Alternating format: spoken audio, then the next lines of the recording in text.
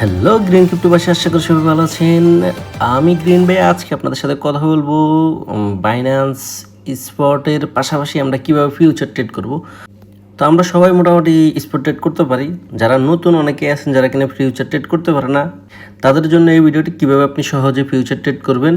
তো প্রথমে বলে রাখি, ফিউচার ট্রেড একটা হাই রিস্কি মার্কেট। এখানে আপনি বুঝে শুনে কাজ করবেন। অবশ্যই আপনাকে স্টপ লস ইউজ করতে হবে, লো লেভারেজ নিয়ে কাজ করবেন, এমনকি লো মার্জিন নিয়ে কাজ করবেন। কিভাবে আপনি কাজ করবেন আপনাকে A to Z সহজেই বুঝে দিব। আবারও মাথায় রাখেন, ফিউচার ট্রেড হলো যে জুয়ার মতো করে। আপনি যদি জুয়ার মতো করে নেন, সেক্ষেত্রে আপনি এখানেও খুব তাড়াতাড়ি আপনি লিকুইডেশন খেয়ে যাবেন, জিরো হয়ে যাবেন।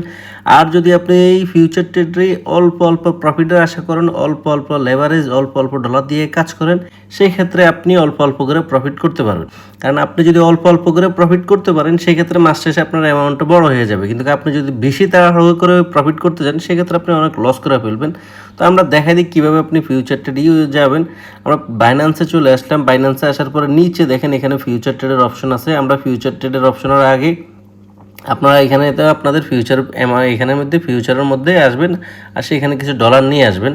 তো ডলার আসার পরে এখন আপনারা যেটা করবেন, আপনারা বিএনবি অ্যাকাউন্টের চেষ্টা করবেন কিছু বিএনবি রেখে দেওয়ার জন্য। কারণ আপনি যদি হালকা কিছু বিএনবি আপনার অ্যাকাউন্টে রাখেন, সেক্ষেত্রে আপনার থেকে 10% ফি কম কাটবে। তো এই জিনিসটা আপনারা মাথায় রাখবেন। আপনারা বিএনবি অল্প কিছু আপনাদের ফিউচার ওয়ালেটে রেখে দেবেন।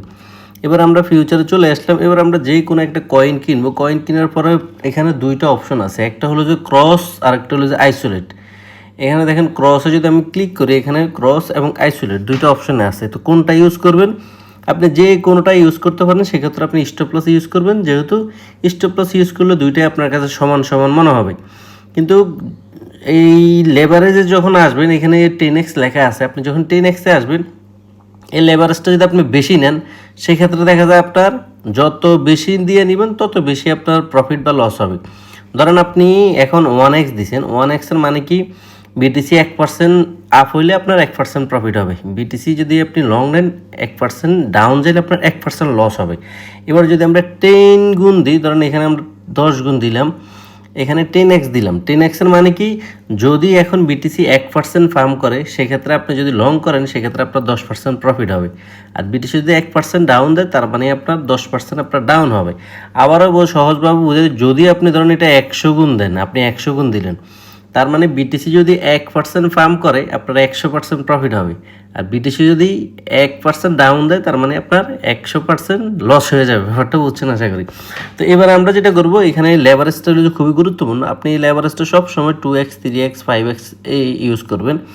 এর উপরে ইউজ করার দরকার নাই। নতুন অবস্থা আপনারা 1x 2x 3x 4x 5x এই সর্বোচ্চ যদি আপনার মনে হয় যে না বিটিসি ইথেরিয়াম এই ভালো কয়েন, আচ্ছা ঠিক আছে, ওটাতে আমি 10x দিয়ে নিলাম অল্প ডলার দিয়ে, ওকে ফাইন। কিন্তু অবশ্যই স্টপ লস ইউজ করতে হবে আপনার।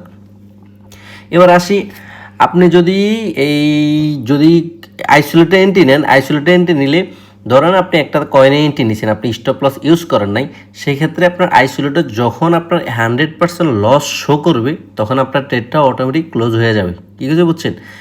আর যদি আপনি এখানে ক্রস নেন, সেক্ষেত্রে কী হবে, আপনি যদি এখানে 100% লসও শো করে, তাও আপনার ট্রেডটা ক্লোজ হবে না। ক্লোজ না হয়ে আপনার অ্যাকাউন্টে যে ডলার আছে আপনার ফিউচার ওয়ালেটের মধ্যে, সেখান থেকে ডলার অটোমেটিক কাটতে থাকবে।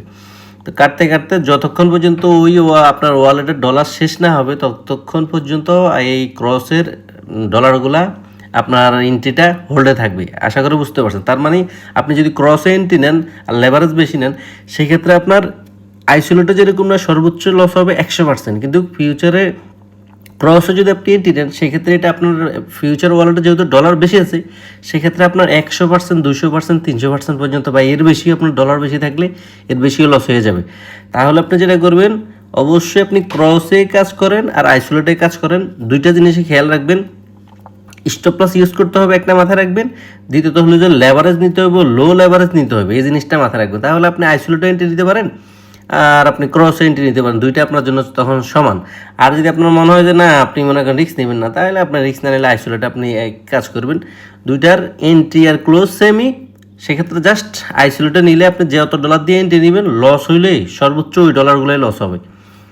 আর প্রফিট হলে তো প্রফিটেরটা আলাদাই। কিন্তু ক্রসের মধ্যে আপনি ধরেন হঠাৎ করে আপনি 10 গুণ দিয়ে একটা কয়েন নিলেন, এই কয়েনটা যদি আপনার 10% ডাউন দেয় তাহলে আপনার 100% লস হয়ে গেল, কিন্তু ওই কয়েনটা যদি 20% ডাউন দেয় তাহলে আপনার 200% লস হয়ে যাবে, এটা মাথায় রাখবেন। তার মানে আপনারা অবশ্যই স্টপ লস ইউজ করবেন, লো লেভারেজ নিয়ে কাজ করবেন। কারণ আমরা অতদিন ফিউচার ট্রেডের সিগন্যাল দিতাম না, ফিউচার ট্রেড আমরা নিজেরা পছন্দ করতাম না, একেবারে পছন্দ করতাম না, কিন্তু এই মুহূর্তে স্পটার মার্কেটের অবস্থা খুবই খারাপ থাকার কারণে আমরা ফিউচার ট্রেড করতেছি। এটা হালাল হারামের কথা বলতেছি না, আপনার কাছে যদি মনে হয় এটা হারাম অবশ্যই আপনি ইগনোর করবেন, এটা করার দরকার নাই। আর আপনার কাছে যদি মনে হয় যে না আপনি এখান থেকে কিছু প্রফিট করবেন বা আপনি স্পটে অনেক লস করে ফেলছেন, তো আপনি এখানে অল্প কিছু প্রফিট করবেন, তাহলে আপনি এখানে অল্প কিছু প্রফিট করতে পারেন। আমি এখানে তেমন একটা এই অ্যাকাউন্টে আমি তেমন একটা ট্রেড করি না, এখানে আমার লাইফ টাইম $624 মতো প্রফিট আছে, এটাতে তেমন একটা এখানে ট্রেড করি না, আমি এই হালকা পাতলা মাঝে মাঝে এখানে এন্ট্রি নিই। তো আপনাদেরকে এখন দেখাচ্ছি আমি যে ফিউচার ট্রেড কীভাবে করবেন। আমরা ফিউচারে চলে আসলাম, এখানে আইসোলেট বা ক্রস যে কোনো একটাই আপনি ইউজ করতে পারেন। লেভারেজ আপনি আপনার মতো করে 5x 2x 3x, আর যদি বিটিসি হয় বিটিসির মতো কয়েনগুলো হয় সেক্ষেত্রে আপনি যদি risk management money management stop loss use করতে পারেন তাহলে এখানে আপনি 10x নিতে পারেন, সমস্যা নেই। তো আমি 5x দিয়ে আপনাকে দেখাচ্ছি, 5x না দিয়ে আমি 2x দিয়ে দেখাচ্ছি আরও সহজভাবে আপনাদের বোঝার ক্ষেত্রে। বেশি লেভারেজ নিলে প্রফিটও বেশি লসও বেশি, মোটামুটি জুয়ার মতো হয়ে যায় তখন। তো আপনারা যেহেতু নতুন অবশ্যই আপনার 2x 3x 5xের উপরে কেউ এন্ট্রি নেবেন না। এরপরে আসি আমি হলো যে এবারে এটা এন্ট্রি নেব, তো এন্ট্রি নেওয়ার জন্য আমরা এখানে লিমিটও আছে মার্কেটও আছে। তো মার্কেট দিলে আপনারা জানেন সাথে সাথে কিনে হয়ে যাবে, তো আমরা মার্কেট দিব না, কারণ মার্কেট দিলে ফিটা একটু বেশি কাটে, তো আমরা ফি কেন বেশি দিব। তা আমরা এখানে প্রাইসে ক্লিক করলাম, এখানে কত ডলারের আমি কয়েনটা কিনবো সেটা এখানে লিখবো, ধরুন আমি এখানে $20 কিনবো। তো আমি উপরের প্রাইসে এখানে ক্লিক করে এখানে হলো যে আমি যদি লং করতে চাই লং দিব, শর্ট করতে চাইলে শর্ট দিব। তো আমি এখানে ধরুন আমি দিয়ে দিলাম, এখানে শর্ট দিয়ে দিলাম, এখানে স্কিপ দিলাম, দিয়ে আবার শর্টে ক্লিক করলাম। বলতেছে কি এই মিনিমাম $32 এন্ট্রি নিতে হবে। আমি যেহেতু লেভারেজ কম দিয়েছি, আমি যদি 5x দিই ধরুন 10x দিলাম, 10x কই এই 10 গুণ দিলাম বিটিসিতে, যেহেতু বিটিসি এটা 10 গুণ দিলাম।